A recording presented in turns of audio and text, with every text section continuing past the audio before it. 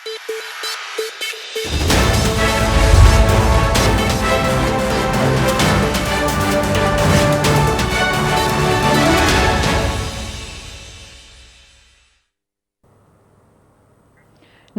Welcome to స్వతంత్ర to the point.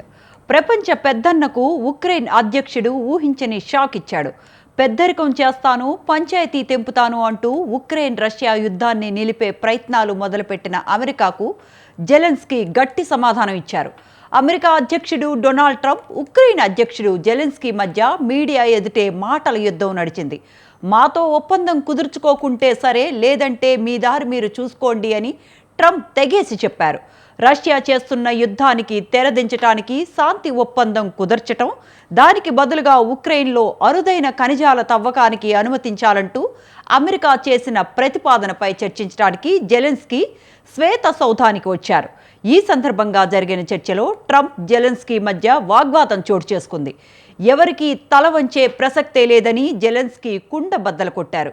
America ఉపాధ్యక్షుడు JD Vance కలుగు చేసుకున్నారు. రెండు దేశాల మధ్య యుద్ధానికి ముగింపు పలకాలంటే దౌత్యం అవసరమని చెప్పారు. దీంతో ఎలాంటి దౌత్యం అంటూ జెలెన్స్కీ ఎదురు ప్రశ్నించారు. తక్షణమే శాంతి ఒప్పందానికి పచ్చ జెండా ఊపాల్సిన అవసరం ఉందన్నారు ట్రంప్. అప్పుడే మీ దేశంపై బుల్లెట్ల మోత ఆగుతుందన్నారు ట్రంప్. ఇదే అంశానికి సంబంధించిన విశ్లేషణ అందించడానికి మనతో పాటు ఇవాళ జాయిన్ అయ్యారు డాక్టర్ అందే సత్యం గారు, ప్రముఖ పొలిటికల్ అనలిస్ట్. సత్యం గారు, నమస్తే అండి. నమస్తే అండి. అసలు ట్రంప్ మధ్యలో, అంటే జెలెన్స్కీ మధ్యలో ఏం జరిగిందండి? అంటే మూడో ప్రపంచ యుద్ధం తప్పదు అని ట్రంప్ అంత సీరియస్ అవటానికి ఇద్దరి మధ్య సంభాషణ ఏం జరిగింది సత్యం గారు? అసలు యుద్ధం ప్రారంభమైంది నాటోలో చేరొద్దు అనేది రష్యా డిమాండ్. ఉక్రెయిన్ నాటో కూటమిలో చేరొద్దు అనేది. సోవియట్ యూనియన్ ఎగ్జిస్టెన్స్ ఉండగా 91కి ముందు రెండు కూటములు ఉన్నాయి. నాటో కూటమి, వార్సా కూటమి. వార్సా కూటమేమో సోవియట్ యూనియన్ ఆధ్వర్యంలో ఉన్నటువంటి కమ్యూనిస్టు కూటమి అనొచ్చు. తర్వాత నాటో కూటమేమో అమెరికా ఆధ్వర్యంలో ఉన్నటువంటి క్యాపిటలిస్టు కూటములుగా ఆనాడు ఉండేవి. ఎప్పుడు ఈ రెండింటి మధ్య ప్రచ్ఛన్న యుద్ధ పరిస్థితులు కొనసాగుతుండేవి. సోవియట్ యూనియన్ కూలిపోయిన తర్వాత రిపబ్లిక్లు, సోవియట్ యూనియన్లో 15 రిపబ్లిక్లు ఉన్నాయి. 15 రిపబ్లిక్లు 15 దేశాలుగా విడిపోయినాయి. దాంట్లో రష్యా కానీ, ఉక్రెయిన్ కానీ, ఇటువంటి అనేకం ఉన్నాయి. క్రొయేషియా కానీ, ఇటువంటి 15 రిపబ్లిక్లు 15 దేశాలకు విడిపోయినాయి. విడిపోయినప్పుడు రష్యాకు అమెరికాకు ఉన్నటువంటి అండర్స్టాండింగ్ ఏంటంటే ఈ ఈ రిపబ్లిక్లని నాటోలో చేర్చుకోవద్దు అనేది. అయితే ఉక్రెయిన్ దానికి భిన్నంగా నాటోలో చేరుతున్నది, నాటో కూటమి చేర్చుకుంటున్నది. అందుకని నువ్వు నాటో కూటమిలో చేరతావా, ఒప్పందానికి భిన్నంగా యుద్ధం స్టార్ట్ అయింది. యుద్ధం స్టార్ట్ కావడానికి ఇది కారణం. ట్రంప్ నిన్న మొన్న యుద్ధానికి నువ్వే కారకుడివి, నాటో కూటమిలో నువ్వు చేరటం అనేది మర్చిపో అన్నాడు ట్రంప్. నాటో కూటమిలో చేరటం అనేది మర్చిపో, యుద్ధానికి ఇదే కారణం. దాదాపు ఇన్ని కోట్ల మంది చనిపోవటానికి నువ్వే కారణం. 70,000 మంది యుక్రెయిన్ పౌరులు, సైనికులు చనిపోవటానికి నువ్వే కారణం. ఇది ఇట్లా కొనసాగితే ప్రపంచ యుద్ధంగా మారుద్ది, మూడో ప్రపంచ యుద్ధంగా. కాబట్టి నువ్వు నాటోలో చేరటం మర్చిపోతే ఒప్పందం సాధ్యమైంది. ఒప్పందం సాధ్యమైతే యుద్ధం ఆగిపోద్ది అని చెప్పేసి ట్రంప్ కాస్త బెదిరింపు ధోరణితో మాట్లాడుకుంటూ వచ్చాడు. అయితే ఇంత పవర్ఫుల్ రష్యా 3 ఏళ్ళు మరి ఉక్రెయిన్ జయించకపోవటం ఏంటి అనేది ఒక ప్రశ్న 3 ఏళ్ల సంది మళ్ళంటాలో ఒక ప్రశ్న తలెత్తింది. అంటే అది క్లియర్ కట్ గా తెలుసు కదా సత్యం గారు. అక్కడ అంటే ఇప్పుడు ట్రంప్ వచ్చిన తర్వాత పక్కన పెడితే బైడెన్ గారు 3 ఏళ్ళు ఉక్రెయిన్ కు సపోర్ట్ చేస్తూ వచ్చారు. ఉక్రెయిన్ కి ఎంత $380 బిలియన్ ఏదో సంథింగ్ ఇచ్చారు. అవన్నీ మనకు తెలిసిందే కదా. అది ఇప్పుడు అమెరికా సీక్రెట్ బయటపడేది ఏంటంటే దరిదాపు $500 బిలియన్ ఇచ్చినాం అంటుంది. అవును, తానేమో $350 బిలియన్ అంటారు. అవును. ఏదేమైనా యూరోప్ దేశాలు, అమెరికా కూడా వచ్చి అసలు వార్ ఎక్విప్మెంట్ సప్లై చేయటమే కాదు, ఎక్స్పర్ట్ కూడా వచ్చి ఉక్రెయిన్ నుండి యుద్ధం చేశారు. అలా యుద్ధం చేశారు కాబట్టి 3 ఏళ్ళు ఇవాళ పొడిగించబడింది యుద్ధం. ఇది కారణం. అయితే ఇప్పుడు అమెరికా ఇంట్రెస్ట్ ఏంటంటే ఒప్పందం కుదిర్చి ఉక్రెయిన్లో ప్రపంచంలో ఎక్కడ లేనటువంటి మినరల్స్ ఉన్నాయి, ఎర్త్ మినరల్స్. దాంట్లో లిథియం, యురేనియం, లాంథియం, ఇటువంటి ఆయిల్ అండ్ గ్యాస్తో పాటు ఇవన్నీ ఉన్నాయి. అవును.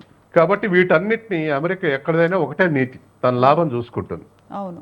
కాబట్టి ఇప్పుడు ఒప్పందం చేసుకొని మేము మీకు $350 బిలియన్ ఇచ్చిన వాటి కింద మీరు ఈ ఎర్త్ మినరల్స్ ఇవ్వాలని చెప్పేసి ఒప్పందానికి వస్తాం. అవును. ఒప్పందానికి వస్తూ ఉంటే ఇవాళ జెలెన్స్కీ ఏమంటుండంటే మరొక 10 తరాలు మీకు బాకీ పడే విధంగా నేను సంతకం పెట్టలేను. ఈ $350 బిలియన్ బాకీ తీరవాలంటే మా మినరల్స్ ద్వారా మేము 10 తరాలుగా మీకు ఇవ్వాల్సి వస్తుంది.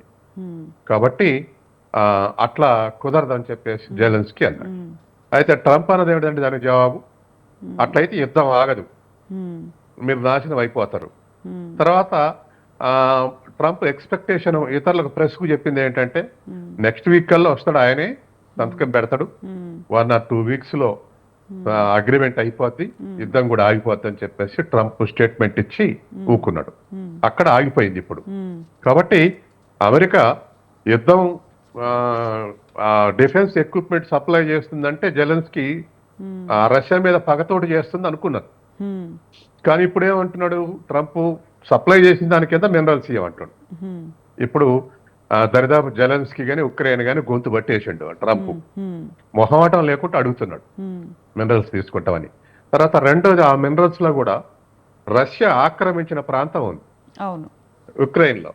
ఆ ఆక్రమించిన ప్రాంతంలో 50% మినరల్స్ ఆక్రమించిన ప్రాంతంలో ఉన్నాయి ఇప్పుడు. కాబట్టి ఊళ్ళు పంచుకున్నట్టుగా రష్యా ఆధ్వర్యంలో సగం ఉంటది, మిగతా సగాన్ని అమెరికా అగ్రిమెంట్ చేసుకొని మినరల్స్ తవ్వుద్ది. కాబట్టి ఉక్రెయిన్ ఒక ప్రేక్షకుడిగా మిగిలేటువంటి రోజులు రాబోతున్నాయి. ఇటువంటి ఒప్పందం అంటే ఆక్రమించిన ఉక్రెయిన్ భూభాగాన్ని కూడా తిరిగి ఇచ్చేది లేదు అన్నట్టు కూడా చెప్పినట్టున్నారు కదా సత్యం గారు. పుతిన్ ఇచ్చేది లేదన్నాడు. అయితే ఒక చారిత్రక కారణం ఉంది. ఇప్పుడు రష్యా ఆక్రమించినటువంటి ఉక్రెయిన్ భూభాగంలో ఉక్రెయినియన్స్ కన్నా రష్యన్ పౌరులు ఎక్కువ. అసలు ఓవరాల్ గా ఉక్రెయిన్ లో ఒక అంచనా ప్రకారం 42% మంది రష్యన్స్ ఉన్నారు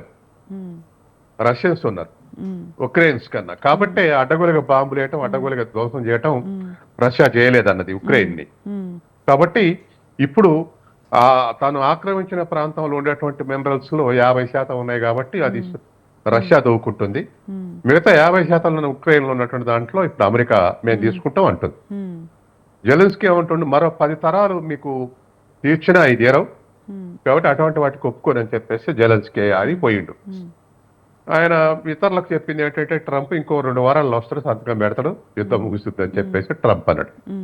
అంటే దరిదాపు ట్రంప్ బెదిరింపు ధోరణిలో జెలెన్స్కీని దారికి తీసుకురా వస్తుడు. ఇప్పుడు మూడో షరతు కూడా ఏదో పెట్టినట్టున్నారు కదండి. అంటే యుద్ధ విరమణ ఒప్పుకున్నాక శాంతిని కాపాడడానికి యూరప్ దేశాల సైన్యాలను అక్కడ డీఫ్లామ్ చేయాలి అని చెప్పేసి కూడా అంటే మూడో షరతును పెట్టినట్టున్నారు సత్యం గారు. అంటే టు ప్రొటెక్ట్ పీస్ అనుకోండి. యూరోపియన్ యూనియన్ అమెరికన్ కన్నా అడ్వాన్స్ ఉంది. అంటే యూరోపియన్ యూనియన్ అసలు యుద్ధం ముగించడం ఇష్టం లేదు. కానీ యూరోపియన్ యూనియన్ ఇప్పుడేముంటుంది, యుక్రెయిన్ ప్రొటెక్షన్ కు యూరోపియన్ యూనియన్ ప్రజెన్స్ అవసరం అని చెప్పేసి ఒక 3rd క్లాజు నడుస్తా ఉంది. అంటే పీస్ ని ప్రొటెక్ట్ చేయడానికి రేపు అగ్రిమెంట్ అయిపోయిన తర్వాత. అదంతా ఇక మధ్యవర్తి సైన్యాలు ఉండే ఎక్కడైనా ఉంటూ ఉంటాయి అది. కానీ ఏదేమైనా ఆనాడు యుద్ధానికి ప్రోత్సహించింది నాటోలో చేర్చుకుంటామని, ఈనాడు యుద్ధం వద్దనేది నాటోలో నీకు సభ్యత్వం ఇయ్యమని.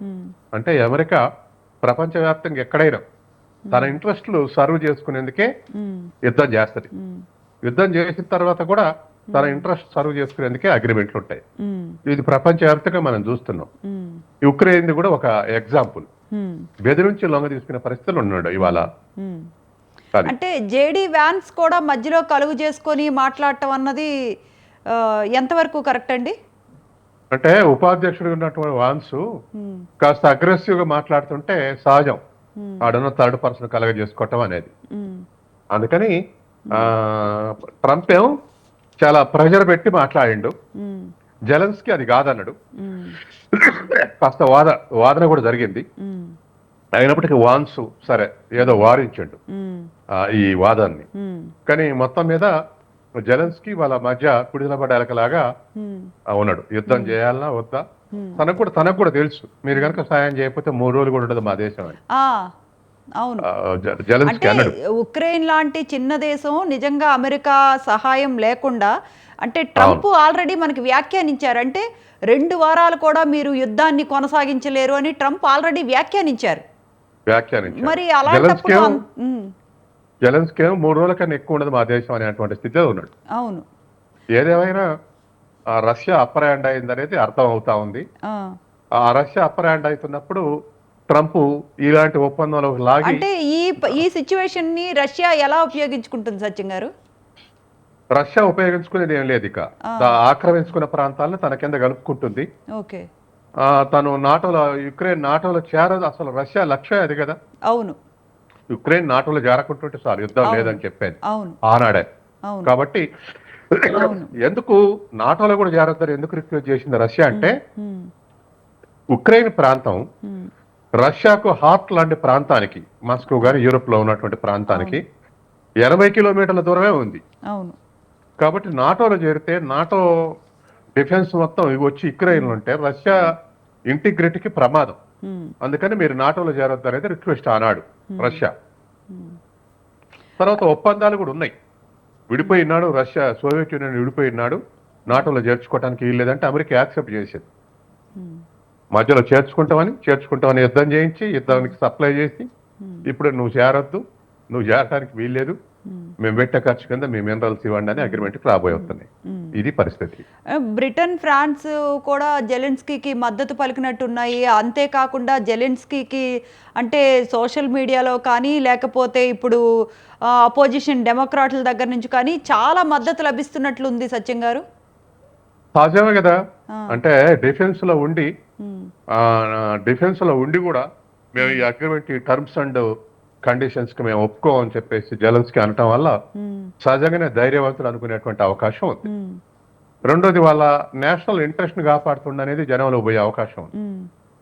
మా దేశం దీనికి అగ్రిమెంట్ ఒప్పుకోదని చెప్పేసి అంటున్నాడు కాబట్టి, వాళ్ళ సావరెంటిని కాపాడుతున్నాడు కాబట్టి సహజంగా ఆ దేశంలో కూడా మద్దతు దొరుకుద్ది. అది అసలు ప్రపంచ దౌత్య చరిత్రలో ఇది అత్యంత అరుదైన ఘటన. అంటే ట్రంప్ అంటే సంచలనానికి కేంద్ర బిందువు అని ఇంకొకసారి నిరూపించినట్టుంది సత్యం గారు. ట్రంప్ వచ్చిన కాంచి అసలు ట్రంపే అగ్రెసివ్. ట్రంప్ వచ్చిన దగ్గర నుంచి ఏ నిర్ణయం తీసుకున్న అగ్రెసివ్ నిర్ణయాలే తీసుకుంటూ ఉంటాం. ఇతర దేశాల నుంచి ఇంపోర్ట్స్ మీద మేము టారిఫ్ వేస్తాం అనే దగ్గర చాలా అగ్రెసివ్ గా బిహేవ్ చేస్తాం. 25% టారిఫ్ చేస్తామని. తర్వాత అమెరికా ఈజ్ ఫస్ట్ అంటుండు, ప్రపంచం ల్యాండ్ అయినా అమెరికానే మా ఇంట్రెస్ట్ అంటుండు. తర్వాత మూడోది, ఇవాళ ఈ ఉక్రెయిన్ ఇష్యూస్ లో బెదిరించి లొంగ తీసుకొని అగ్రిమెంట్ కు సంతకం పెట్టించేట్టుగా ప్రయత్నం చేస్తున్నాడు. కాబట్టి ఎక్కడైనా అమెరికన్ ఇంట్రెస్ట్ చూసుకుంటుండు. అమెరికన్ ఇంట్రెస్ట్ సర్వ్ కావటానికి ఏ పద్ధతి అంటే ఆ పద్ధతి ఉపయోగించి అగ్రిమెంట్ చేసుకునేటువంటి పరిస్థితి మనకు అవుపడతా ఉంది. అంటే యూరోప్ లో శాంతి నెలకొనే అవకాశాన్ని ఈ ఘటన పటాపంచలు చేసింది అనుకోవచ్చా మనం? బలవంతంగా నెలకొల్పుతాడు ప్రశాంత్, బలవంతంగా ప్రెజర్ చేసి జెలెన్స్కీని దారికి తీసుకొస్తాడు. యుద్ధ సామాగ్రి పంపమంటే అయిపోద్ది జెలెన్స్కీ పని. కాబట్టి అదేం అశాంతికి కారణం కాదు, కానీ తన ఇష్టం వచ్చినట్లుగా పరిష్కరిస్తుండు. ఎదుటోళ్ళు ఇష్టం ఏం లేదు, జెలెన్స్కీ ఇష్టం ఏం లేదు. కాబట్టి ఏకపక్షంగా అట్లా పరిష్కరించడం అనేది దౌత్య నీతి ప్రకారం కరెక్ట్ కాదు.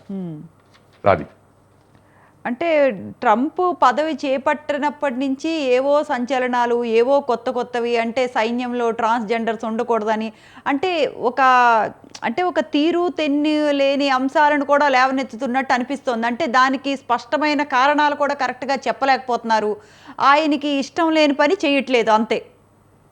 ఆయన వన్ వే ట్రాక్ లో పోతుంటాడు. అంటే ఇప్పుడు నేను అగ్రదేశ నాయకుడిని, పెద్దన్నను, నేను ఏం చేస్తే అది చెల్లుద్ది అన్న అహంకారంతో ఇవాళ బిహేవ్ చేసినట్టు అనిపించిందా ఏమన్నా సత్యం గారు మీకు? ఖచ్చితంగా అసలు అమెరికా ఫిలాసఫీ అది. అమెరికా ఫిలాసఫీలో ట్రంప్ ఇంకా అగ్రెసివ్ మ్యాన్. కాబట్టి ఇతర దేశాల వాళ్ళు ఇల్లీగల్ ఉంటున్నటువంటి వాళ్ళు విమానాలు ఎక్కించి, సైనిక విమానాలు ఎక్కించి కాళ్ళకు గల్సు తెచ్చి పంపిస్తున్నాడు. అట్లా ఏ అధ్యక్షుడు చేయలేదు. ఆ తర్వాత టారిఫ్ రేస్ రానివని అంటున్నాడు. ఇతర దేశ వస్తువులు. ఆ తర్వాత ఇవాళ యుక్రెయిన్ విషయంలో వన్ వే పరిష్కరించడానికి ప్రయత్నం చేస్తుండు. కాబట్టి ఏది చేసినా తను ఇష్టానుసారం చేస్తుండు. అమెరికానే పెత్తందారి అంటే దాంట్లో మరో పెత్తందారి ట్రంప్. కాబట్టి ఇటువంటి పద్ధతులు ఉపయోగించి మరి ఎన్నాళ్ళు కాపాడుతాడో చూడాలి. అయితే ఉక్రెయిన్లో తన భద్రతను, స్వతంత్రతను కాపాడుకునే మార్గాలు ఏమైనా ఉన్నాయండి ఉక్రెయిన్కు? ఉన్నాయి కదా, అంటే మినరల్స్ తోడుకోవటానికి ఇవ్వటమే తప్ప మిగతాదంతా కూడా దాని సావరింటే దానికి ఉంటుంది. కాకపోతే ప్రపంచంలో ఏ దేశాలైనా సావరింటిగా ఉన్న అమెరికన్ కండిషన్స్ కు లోబడి ఉన్నప్పుడు ఆ సావరింటికి అంత పెద్ద వ్యాలిడిటీ ఉండదు. అందుకని అట్లా చాలా దేశాలు నడుస్తున్నాయి. అంటే ఇప్పుడు ప్రపంచవ్యాప్తంగా అమెరికాకు 300 సైనిక స్థావరాలు ఉన్నాయి. ప్రతి సైనిక స్థావరం 1-2 దేశాల మీద దాని ఇది ఉంటుంది, గ్రిప్ ఉంటుంది. కాబట్టి ఏ దేశమైనా సావరింటి ఉన్నా సరే, దాని మిత్రులైనా శత్రులైనా దానికి లిమిటెడ్ సావరింటి మాత్రమే ఉందని అనుకోవచ్చు. దానికి ఒత్తిడికి లోబడే నిర్ణయాలు తీసుకుంటూ ఉన్నాయి. కాబట్టి పేరుకు సావరింటి ఉన్నప్పటికీ దాని ఒత్తిడికి లోబడి నిర్ణయాలు తీసుకోవాల్సిన పరిస్థితి ఉంది ఇవాళ. అంటే సత్యం గారు, ట్రంప్ చెప్తున్నట్టు అంటే జెలెన్స్కీ మళ్ళీ 3-4 రోజుల్లో తిరిగి వస్తాను అని చెప్తున్నా కూడా ఇంతకీ శాంతి ఒప్పందం అనేది సాధ్యమా? నిజంగానే ట్రంప్ చెప్పినట్టు మూడో ప్రపంచ యుద్ధం వచ్చే అవకాశం ఉందా? ట్రంప్ గారు నిజంగానే నేను పెద్దన్నను అని బెదిరింపు ధోరణిలో మాత్రమే చూపిస్తున్నారా? మూడో ప్రపంచ యుద్ధం వచ్చే అవకాశం లేదండి. ఎందుకంటే ఎవరి ఇంట్రెస్ట్లు వాళ్ళకే ఉన్నాయి. అందులో ముఖ్యంగా ఎకనామిక్ ఇంట్రెస్ట్లు ఉన్నాయి. కాబట్టి ఎవరు అంత ఉత్సాహంగా లేరు. రెండోది, అమెరికా బాగా అప్పుల పాలై ఉంది. దాదాపు జీడిపి డెట్ రేషియో 120% ఉంది అమెరికా. కాబట్టి అమెరికా పోయి యుద్ధం చేసే పరిస్థితి లేదు. మూడోది, అమెరికా బెనిఫిట్ కావాలని చూస్తుంది తప్ప నష్టపోవాలని చూడట్లే. కాబట్టి బెనిఫిట్ ఎట్లా కావాలంటే ఇగో ఈ పద్ధతిలో కావాలా, మినరల్స్ కావాలి అనేటువంటి పద్ధతిలో నడుస్తా ఉంది. తర్వాత యూరప్ కూడా ఎవరు ఇంట్రెస్ట్ లేదు. యూరప్ లో 2-3 దేశాలకు అసలు యుక్రెయిన్ యుద్ధం ఉన్నప్పటి నుంచే అమెరికా ఒపీనియన్ తో డిఫర్ అవుతున్నాయి, జర్మనీ కానీ మిగతా దేశాలు.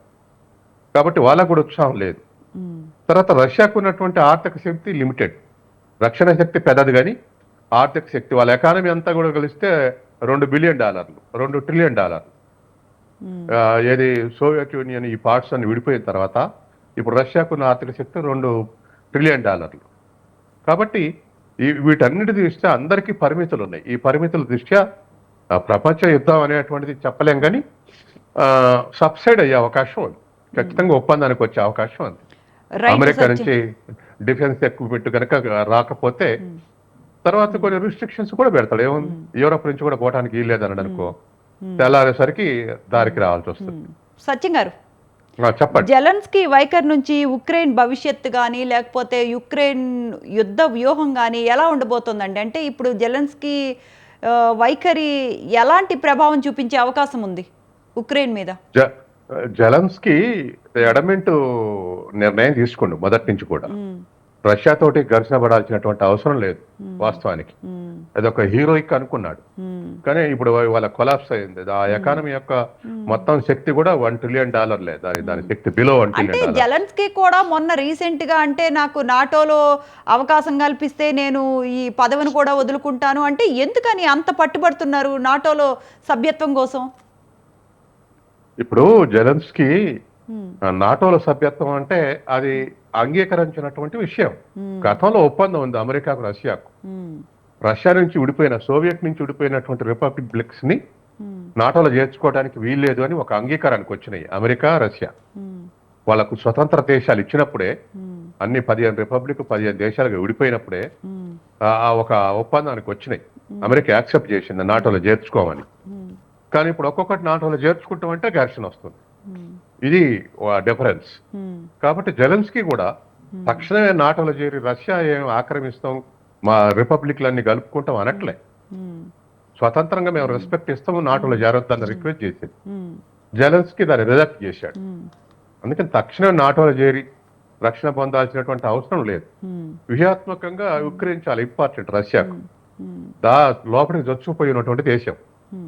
కాబట్టి అమెరికా మొత్తం యుద్ధ సామాగ్రి అక్కడ పెడితే రష్యాకు ప్రొటెక్షన్ అనేది కష్టం. అందుకే వద్దాను. కాబట్టి ఇవాళ జెలెన్స్కీ వన్ వే తన ఇష్టమైనటువంటి రీతిలో నేను పదవి వదులుకుంటా నాటోలో చేర్చుకుంటే అంటున్నాడు. అసలు ఆయన పదవి కోసం కాదుగా యుద్ధం జరిగింది. అవును. నాటోలో చేర్చుకోవటం లేదనే దాని మీద యుద్ధం జరిగింది. అవును. అవును. మళ్ళీ నాటోలో చేర్చుకుంటే నా పదవి వదులుకుంటానటం అవును. కరెక్ట్ గా, అవును. అదేదో సినిమాటిక్ ఉంది తప్ప ఉమ్. ఆ వాస్తవానికి దగ్గరగా లేదు. ఉమ్. కాబట్టి యాక్చువల్లీ సత్యం గారు, అంటే అమెరికా చేసే ప్రతి చర్య కూడా ప్రపంచ దేశాల మీద ఎఫెక్ట్ పడుతుంది. ఇప్పుడు ట్రంప్ జెలెన్స్కీ మధ్య ఉన్న విభేదాల మూలంగా ప్రపంచ దేశాల మీద ఏ మేర ప్రభావం చూపించే అవకాశం ఉంది? మనం ఎప్పుడూ మాట్లాడుకుంటాం అమెరికా చేసే ప్రతి చర్య అదర్ కంట్రీస్ మీద ప్రభావం చూపిస్తుందని. ఈ చర్య మూలంగా ఇంకా ఎంత ప్రభావం ఉండే అవకాశం ఉందండి? ఇప్పుడు ఉక్రెయిన్ నుంచి సంబంధాలు ఉన్నటువంటివి మనకైతే ఎగ్జాంపుల్ భారతదేశానికి ఉమ్. మనం ఎడిబుల్స్ ఆయిల్స్ అక్కడి నుంచి తెచ్చుకుంటున్నాం. ఉమ్. దరిదాపు $1 or $2 trillion మన బిజినెస్ వాళ్ళతోటి. ఉమ్. అట్లా యుద్ధం స్టార్ట్ కాకముందు రష్యాకు మనకు కూడా $4 billion వ్యాపారం. ఆ తర్వాత యుద్ధం స్టార్ట్ అయినాక మనకు డిస్కౌంట్ రేట్ల పెట్రోల్ డీజిల్ ఇస్తే అప్పుడు ఒక $60 billion పెరిగింది వ్యాపారం. ఉమ్. కాబట్టి చాలా చిన్న సంబంధాలు, ఆర్థిక సంబంధాలు ఉక్రెయిన్ తోటైనా రష్యా తోటైనా. ఉమ్. కాబట్టి వాళ్ళ ఉక్రెయిన్కి ఇతర దేశాలకు ఉన్నటువంటి సంబంధాలు కూడా ఆర్థిక సంబంధాలు చాలా చిన్న స్థాయిలోనే ఉన్నాయి. ఉమ్. కాబట్టి ఇవాళ ఉక్రెయిన్ హర్ట్ అయితే ఉక్రెయిన్ చేయగలిగేది ఏమీ లేదు. ఉమ్. అమెరికా హర్ట్ కాకుంటుంటే చాలు. అమెరికా అసలు దాని సచిన్ మీద గారు, నాకు చిన్న డౌట్ వచ్చిందండి. దీనికంటే వీళ్ళు ఉక్రెయిన్ వాళ్ళు రష్యాతో మాట్లాడుకోవటం బెటర్ ఏమోనండి. అంటే అదంత తేలిక కాదండి. ఆహా. ఇంత దూరం కొలాప్స్ వచ్చినాక ఆహా. జెలెన్స్కీ పోయి రష్యాకు పోయి చర్చలు జరుపుతాని పోతే ఉమ్. ఉక్రెయిన్ ప్రజలు జెలెన్స్కీని రాణిస్తారా? ఆ. అందుకని ఉక్రెయిన్ లో తిరుగుబాటు వచ్చే అవకాశం ఉంది. ఓకే. ఇప్పుడు ఆస్తుల నష్టం, సైనికుల నష్టం, పౌరుల నష్టం, ఉమ్. ఇదంతా రష్యా తోటేగా జరిగింది. అవును. అవును. కాబట్టి ఇప్పుడు పోయి రష్యా తోటి చర్చలు జరుపుతుంటే అది ఆగేది కాదు. రైట్. అందుకని అమెరికా మధ్యవర్తిత్వం ద్వారా ఇది జరిగే అవకాశం ఉంది. ఉమ్.